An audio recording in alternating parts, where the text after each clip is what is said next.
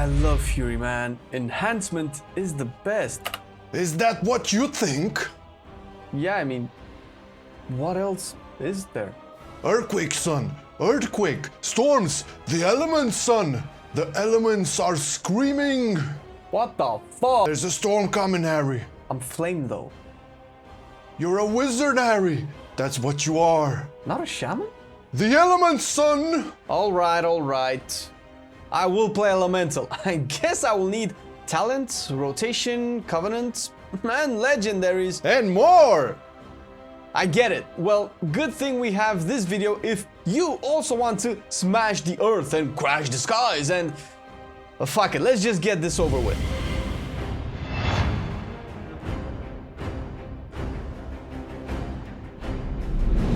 Before smashing the talents bit, a quick reminder. It helps our channel a lot if you're subscribed and have notifications enabled. We know you know and see this all the time, but it does help you to push our videos, first of all, to you, but other nerds as well, and grows the channel, allowing us to make more scuffed tier lists. Appreciate it, and we are so close to 100k, making one of our dreams come true. Thank you.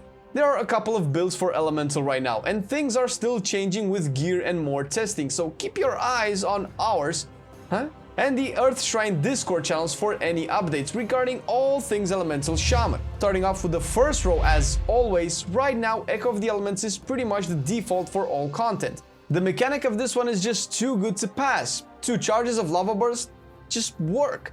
Adds a lot of extra maelstrom since a lot more of these casts will be instant, also a plus since it reduces your actual time spent casting and frees you up to use other abilities while you wait for the charges to come back. It has been the staple of Elemental for a long time, and unless they make this baseline, might as well really buff the other two. Earthen Rage is the simpler version to use. It adds damage to the last attacked target. Can work in most situations, although fundamentally it is a single target talent. Pick it if you are starting out as Elemental and don't want to overcomplicate your rotation by juggling Lava Burst charges. One thing to note about it that might not seem at first glance is that in large AoE fights, this is the only option on this row that continues to provide a benefit, albeit small. Next up, surprise surprise, all options are viable. The best one right now for single target, so mostly raiding, is Elemental Blast. It has more base damage than Lava Burst, although it's not a guaranteed crit. It also generates 3 times as much Maelstrom and benefits from your mastery. A much better state for this talent to be in as opposed to BFA. For pure AoE, mostly dungeons or super heavy AoE raid fights, Aftershock will be the better one. Nothing beats back-to-back earthquakes so long as the tank keeps the mobs in its AoE. It still has uses in single target where you can spam Earthshock, but it's a bit RNG-ish overall. If you don't like the RNG nature of it, or you want an option kind of in between that actually works better for cleave fights and smaller fights, but doesn't lose more than a few percentages of DPS against the other options, Echoing Shock is your guy. The new talent is pretty fun to use and plays into the theme of Elemental, where you just generate extra casts. That aside, its damage is really good. Further down the line, you have the level 30 talents revolving around utility, survivability, more like it. Spirit Wolf is what we recommend. It has overall good uses, upgrades the Ghost Wolf into a semi-defensive, both in terms of damage taken, but also in mobility provided. The other option you can go for is Earth Shield. On fights, mostly raids, there are phases with ticking AoE damage that can proc a charge of the shield, and can end up healing for a bit that adds up in the long run, especially if you cannot find good uses for the other options. Static Charge can be good if your group is lacking AoE stuns or stuns in general, which is rare but can happen now with Havoc being nerfed. For the 4th tier, Master of the Elements is the go-to for all content. It essentially buffs the damage of your next nature, frost or physical spell after you cast Lava Burst, making Echo of the Elements even better as a talent choice. It requires a bit more management, and you can be prone to rotational mistakes if you don't prioritize the buff on the proper spells or if you overcap the procs. An easier to play option in this sense is Storm Elemental, which in single target should probably be paired with Primal Elementalist down the road, making these two also the best burst AoE combo. This turns your fire elemental into a storm elemental, go figure, making it stronger, buffing the cast time of your lightning bolt and chain lightning, equating into more maelstrom generated, hence more spenders. Although the basic value of this option is easier to take advantage of, to get full damage out of it, aka managing wind gust, takes a lot of practice and adapting to the encounter, and mastering it can make a big difference in your overall performance. For dungeons, which have dangerous AoE fights more frequent than what Storm Elemental can help with, being on a long cooldown and all, Liquid Magma Totem on a shorter 1-minute cooldown fits the Mythic Plus scenarios way better. It will be available for almost every pack depending on how high the key is, and overall will be more reliable. Next up, we move down the second utility row. Every option here is very specific and you should pick what you want. Usually we recommend you go with Nature's Guardian if you are starting up as a shaman. It's good even if you are progressing through tougher and tougher content. It will save your butt at least long enough for your healer to get you up. Otherwise, I personally like to run with Windrush Totem. I feel the utility of this one is undervalued, and if you are okay with dodging mechanics and making sure you take as little damage as possible, helping your team run away to a pillar or drop a bottle of shit outside the raid, Windrush will just be a godsend for that. Ancestral Guidance has niche uses if you can pair it with an AoE Stormkeeper phase that also has a lot of group damage, so the healing you do can actually help out. This is usually in raids. Can work also in heavy AoE Mythic Plus fights and phase 1 of Sire Denathrius. The level 45 Talent row is also another build-defining row. Primal Elementalist is the general and easy pick here. It makes your elemental way stronger, gives it an extra ability you should probably make a macro for. It should be on the screen right now. Been using this macro for years and it always works. Note, if you're also playing Storm Elemental, then wait before using the macro so your Storm Elemental can first buff itself with Eye of the Storm, then pop the macro. Obviously, this talent works even better with Storm Elemental. If you pair these two up, these will give you the best AoE damage once every 2.5 minutes, but maybe not the best over the course of a full dungeon. In raids, this could be good if you want to burst the boss for as much as you can during those 40-something seconds of your elemental uptime. Otherwise, for stronger single target output, but also more complicated to pull off, Ice Fury is the name of the game. Ice Fury, besides adding 4 frost shocks to your rotation, it also is the best talent to use while moving, since those shocks pump, man! They pump! Buffing them with Master of the Elements from those instant lava bursts will make your uptime on the boss when running pretty good and also deal damage. Again, it's the more complicated option of the two, so if you are starting out, maybe Primal Elementalist will be the better option for you. A note here that escaped me and other people as well: if you do have the 4 frost shocks available to be casted, it's more important to get them out than it is to wait and buff them with Master of the Elements. Takes a while to not waste the casts and charges, but getting there will pay off. On the last row, you are only really left with Stormkeeper. Stormkeeper is still pretty cool, has a lot of burst. With Storm Elemental, can ramp up those first few casts by just replacing the slowest cast times with instants. Not to mention a Stormkeeper chain lightning in AoE will most of the time max you out on Maelstrom if the pack is large enough, making you weave in earthquakes in between each cast. The usage of this always differs and it keeps you on your toes and engaged with the fight and your rotation. The other options are just mathematically inferior, although they provide potential different strengths to your playstyle.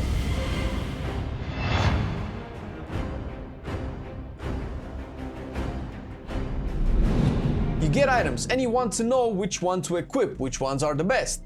Well, the answer to that is not always clear, and we recommend you sim yourself with tools such as raidbots.com. It also depends on if you have the Wind Speaker's Legendary equipped. To give you a place to start, or maybe if you are not that interested in min-maxing, Intellect is the best stat. What that means is that eye level should come before anything, since higher eye level means more intellect. Follow that up with Versatility, then Haste, then Crit, all of 3 almost equal depending on which one you have the least amount of, with Mastery at the bottom. This is for single target, while AoE prefers Crit above Haste, which is above Verse, and Mastery really down below this time. If you do have the Wind Speaker's Legendary, which we will go over in a bit, Verse will get a bit better than haste, and crit will be below haste in strength a lot more than normal. Mastery, still at the back of the line. This is for pure single target on bosses, and as always, when you get too much versatility, haste and crit will start to be better for you, and so on. So don't forget that stats are soft cap at around 35%, so going full ham on one of them is not really ideal. Thank you, Corruptions, for teaching us this lesson.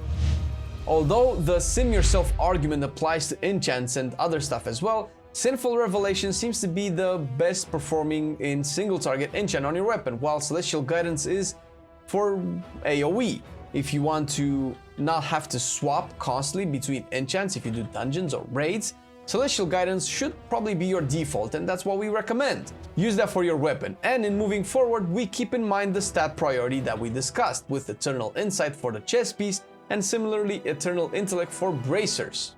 In keeping with the disclaimer, the changes to secondary stats as well as how Elemental scales, going ham on one stat is not always going to be the best choice. Ideally, you want a healthy balance between all of them with maybe a bit more of your main stat. For the purpose of this video, we will go with versatility options, but feel free to balance it out with haste or replace them with crit if your goal is mythic dungeons. As such, use the versatile jewel cluster as your main gem for sockets, since this time around seems we don't have main stat gems anymore, and for the rings, Tenet of Versatility. These should be good to start off, but always go back to the stat priority section to understand which ones you might really want. For your alchemical needs, things changed in Shadowlands. First of all, the potion of Spectral Intellect works the best for boss fights, where the plot thickens most of the time, and is only ahead by a tiny bit of the other options in single target, and a lot more ahead in AoE, hence BIS so far. The flask is and always will be Spectral Flask of Power, which awards you with main stats regardless of your class and spec. Lastly, Shadow Core Oil for your weapon will be ideal. Last but not least, when you eat, get the Feast of Gluttonous Hedonism, since it will be the best source of intellect. But hey, feasts are expensive, and I don't have that kind of gold to feed Marcelian, so steak a la mode is the next best thing and probably what you will be sinking your teeth in the most.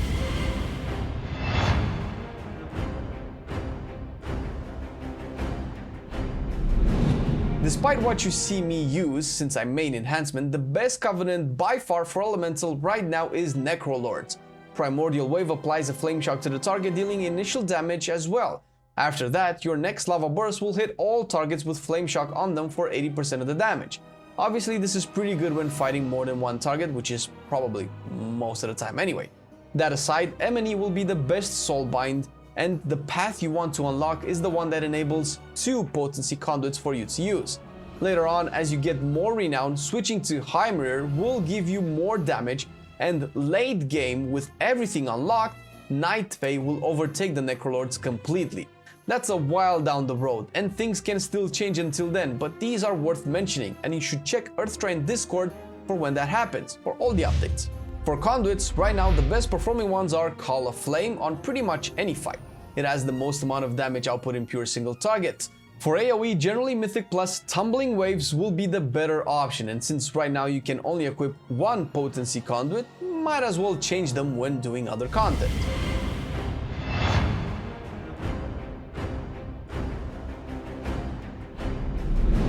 In terms of trinkets, it's again hard to determine the best of the best of the best if you want accuracy down to a T.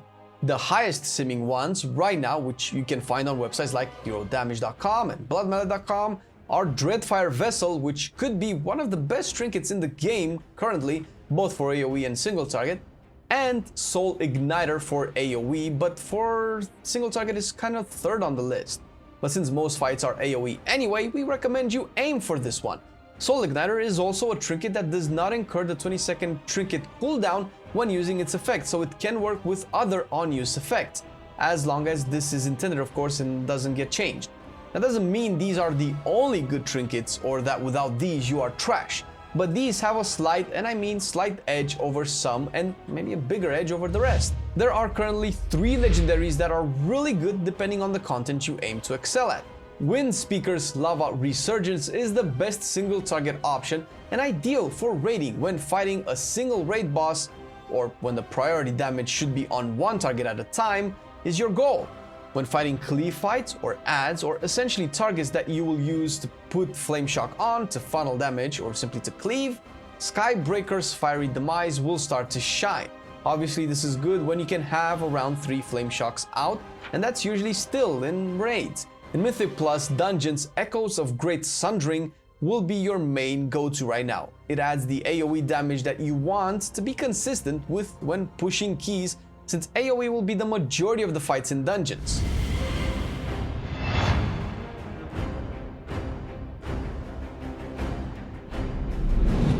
Five seconds before the pool, cast Storm Keeper. After it, cast your elemental, fire or storm, precast Elemental Blast, and use Flame Shock or Primordial Wave as the projectile is flying. Lava Burst, Lightning Bolt, then Lava Burst, and Lightning Bolt again, in this order. Cast Ice Fury, then move to the priority in single target. With the most amount of buttons to press, this would be the ideal opener. Alternatively, if you run Echoing Shock, you still precast Stormkeeper and Fire Elemental, or Storm Elemental, and then move on to precast Lava Burst before the pool, followed by a quick Flame Shock or again Primordial Wave. Lava Burst again, followed by Lightning Bolt empowered, then Echoing Shock, Lava Burst after, then Empowered Lightning Bolt again. Finish with Ice Fury while moving to the basic rotation. I mean, it's about the same opener, but thought it might be better for you to see it separately. If you are not a Necrolord, use Vesper Totem before Stormkeeper, or Fate Transfusion and Chain Harvest after Ice Fury in the opener. As a priority, number 1 is Flame Shock, applied ideally with Primordial Wave. Pop your Fire or Storm Elemental on cooldown, especially good with Bloodlust or other haste buffs as long as you don't delay it. Pop Earth Elemental since we assume you didn't go with Primal Elementalist, which would despawn your Fire Elemental. If you did, cast Earth Ellie after Fire Ellie despawns. Prevent capping Maelstrom by using Earth Shock. Use Elemental Blast on cooldown.